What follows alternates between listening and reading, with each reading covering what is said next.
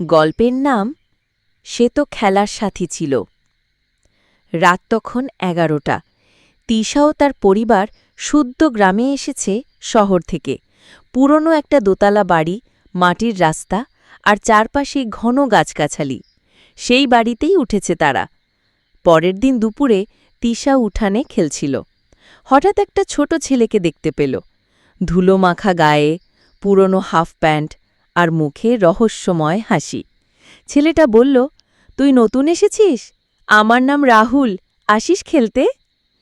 তিশাও রাজি হয়ে গেল। সপ্তাহখানেক ধরে তিশা প্রতিদিন রাহুলের সাথে খেলত। কিন্তু একটা ব্যাপার খেয়াল করল তার মা, তিশা সবসময় কারো সাথে কথা বলে, হাসে, দৌড়ায়, অথচ চারপাশে কেউ নেই। মা একদিন জিজ্ঞেস করল, তুই কার সঙ্গে খেলিস রে? তিশা বলল, রাহুল, ও থাকেই এখানে। বাড়ির মালিক ভদ্রলোক তখন চমকে উঠলেন। তিনি বললেন, রাহুল এই বাড়িরই ছেলে ছিল। অনেক বছর আগে খেলতে খেলতে পুকুরে পড়ে মারা যায়। তিশায় হেসে বলল, না না, ও তো এখনও আসে। আজকেও বলেছে কাল বিকেলে ওর নতুন জায়গা দেখাবে, পুকুর পাড়ে। রাতে ঘুমের মধ্যে তিশা বিড়বিড় পড়ছিল। ও বলেছে কাল শেষবারের মতো খেলব, তারপর আমি ওর সাথে থাকব সব সময়।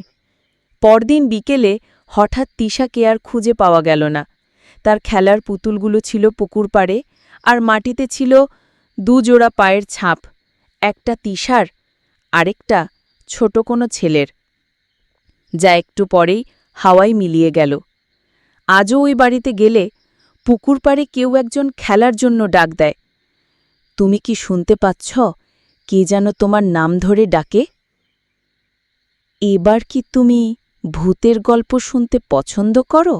ভয়ঙ্কর ভৌতিক গল্প আর রহস্যময় ঘটনা পেতে চ্যানেলটি সাবস্ক্রাইব করে পাশে থাকুন।